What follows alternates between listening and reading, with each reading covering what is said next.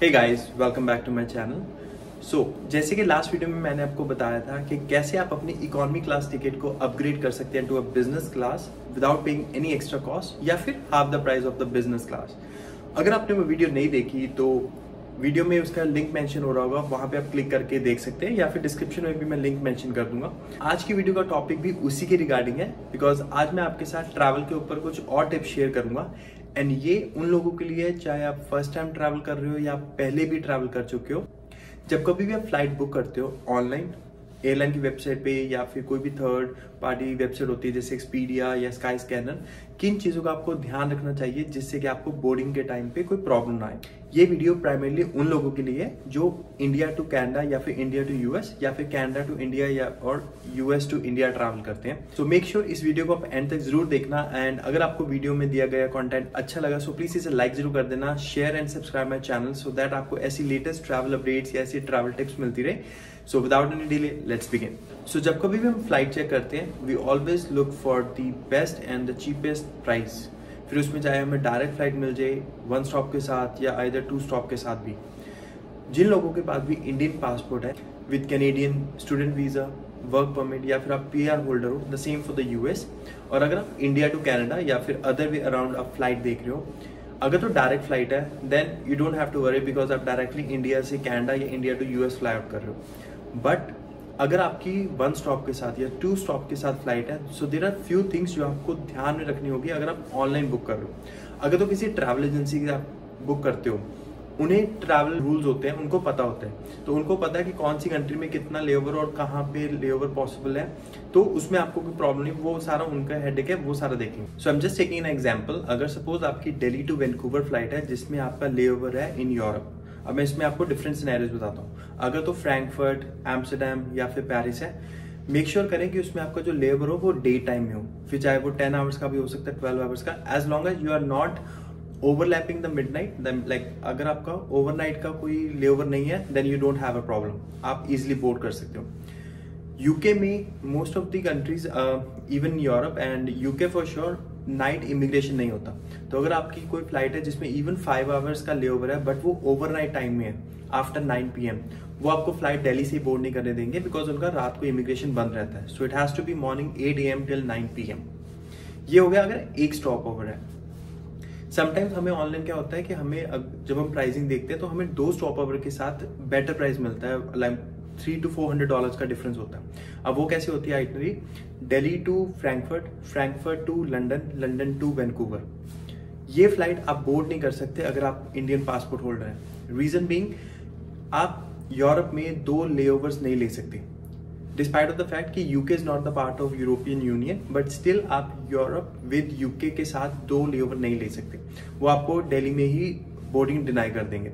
The same for Paris to London और Amsterdam to London और Frankfurt Paris to Vancouver आप नहीं ले सकते। It has to be 1 layover in Europe in order to get a boarding flight from Delhi to Vancouver. So ये mostly काफी गलतियां होती है ऑनलाइन, बिकॉज अब ऑनलाइन में इसे क्यों प्रॉब्लम आती है, क्योंकि जब आप ऑनलाइन कोई फ्लाइट सर्च करते हैं स्काई स्कैनर पे, एक्सपीडिया पे, उन्हें नहीं पता होता कि आपकी नेशनैलिटी क्या है। आप वहां पे सिंपली फ्लाइट पे जाके सर्च करते हो दिल्ली टू वैंकूवर और वो सर्च इंजन के थ्रू, उनका जो मेटा सर्च इंजन होता है वो आपको लोएस्ट प्राइस ऑप्शन बता देता है कि ये लोएस्ट प्राइस है जिसमें 2 स्टॉप ओवर है विद दीज कंट्रीज। तो उनको नेशनलिटी का नहीं पता होता, इसीलिए वो आपको ध्यान रखना पड़ेगा कि आपको रूल्स देखने होंगे अगर तो आप ऑनलाइन बुक कर रहे हो। अगर तो किसी ट्रैवल एजेंसी के थ्रू कर रहे हो देन आपको कोई प्रॉब्लम नहीं है बिकॉज उनको पता होता है, वो आपको गाइड कर देंगे। बट ऑनलाइन में ये गलतियां काफी होती है। इनफैक्ट मेरे को अभी एक मेरी लास्ट वीडियो पे मेरे को किसी ने कमेंट करके पूछा भी था, सो उनको अपनी फ्लाइट रीस्केड्यूल एक्चुअली कैंसिल करके दोबारा से करनी पड़ी बिकॉज उन्होंने ऐसे ही 2 स्टॉप ओवर के साथ फ्लाइट बुक की हुई थी, जो एक था फ्रैंकफर्ट एंड लंदन। सो ये एक चीज का ध्यान रखना जब कभी आप अपनी फ्लाइट बुक करते हो, either way from India to Canada या फिर Canada to India, and the same for the US to India और इंडिया टू यूएस। अब बात करते हैं दूसरी सिनेरियो की। मोस्ट ऑफ द टाइम जब हम इंडिया टू कनाडा या कनाडा टू इंडिया की फ्लाइट देखते हैं, काफी राउट हमें वाया यूएस मिलते हैं जिसमें वो काफी लोएस्ट प्राइसिंग हमें मिल जाती है ऑनलाइन। अब आपके पास इंडियन पासपोर्ट है, you are PR holder with Canada, but आपके पास यूएस वीजा नहीं है। डिस्पाइट यूएस के एयरपोर्ट पे आपका 2 घंटे का लेओवर है, 3 घंटे का, 4 घंटे का, 5 घंटे का, you can not board a flight because UK में even for a short transit time या जिसे हम लेओवर टाइम भी कहते हैं, अगर वो विद इन एयरपोर्ट का भी है, आपको वो फ्लाइट बोर्ड नहीं करने देंगे, बिकॉज आपको यूएस वीजा होना मैंडेटरी है if you are boarding a flight via US. So ये कंप्लीटली है दोनों सेक्टर से। इवन अगर आपके पास कैनेडियन पीआर है, बिकॉज मोस्टली कैनेडियन पीआर के साथ आपको काफी जो साउथ अमेरिकन कंट्रीज है उनके ऑनरेबल वीजाज मिल जाते हैं, but for US specifically they won't accept it unless आपके पास यूएस वीजा हो। आप यूएस की कोई भी डेस्टिनेशन के थ्रू ट्रैवल नहीं कर सकते। फॉर एग्जाम्पल, हमें मोस्ट ऑफ द केसेस में Delhi to New York, New York to Toronto या Delhi to New York, New York to Vancouver की काफ़ी रीजनेबल चीप फ्लाइट ऑप्शन मिल जाती है $800 to $900। बट उसमें जो लेओवर होता है आपका 2 से 3 घंटे होता है इन द न्यूयॉर्क या फिर न्यूयॉर्क एयरपोर्ट पे, बट वो आप बोर्ड नहीं कर सकते अनलेस आपके पास यूएस वीजा। तो इन चीज़ों का भी ध्यान रखना जब कभी आप ऑनलाइन फ्लाइट चेक करते हैं। So this is a very interesting tip जो मैं हर बार यूज़ करता हूँ जब कभी भी मैं कनाडा टू इंडिया ट्रैवल करता हूँ। सो फॉर एग्जाम्पल, मेरी टोरंटो से दिल्ली की फ्लाइट है वाया दुबई, तो एमिरेट्स पे। मेरी जो प्राइस है फॉर दिस राउट इज $1,500।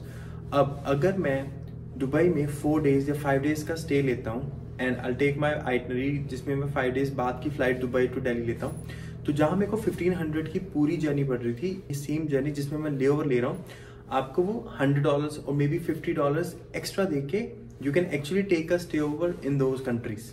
तो इस चीज का बेनिफिट जरूर उठाएं, बिकॉज एनी हाउ आपने ट्रैवल तो करना ही है फ्रॉम कनाडा टू इंडिया या India to Canada.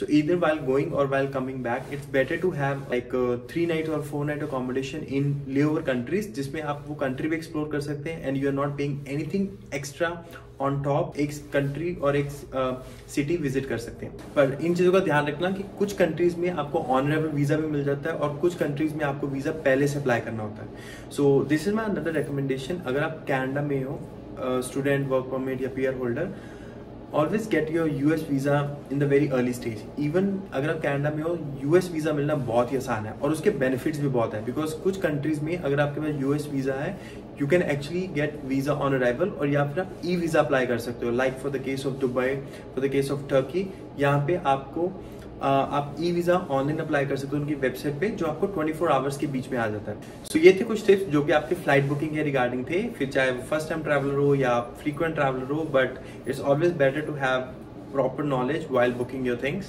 and I hope आपको ये वीडियो इंफॉर्मेटिव लगी होगी, and if yes, प्लीज एक लाइक तो बनता है, and subscribe my channel so that आपको ऐसी latest travel tips, travel updates और ऐसी ट्रैवल इन्फॉर्मेशन मैं आपके साथ शेयर करता रहूं। and I will be back with more travel tips। and thank you for watching this video। stay healthy, stay safe।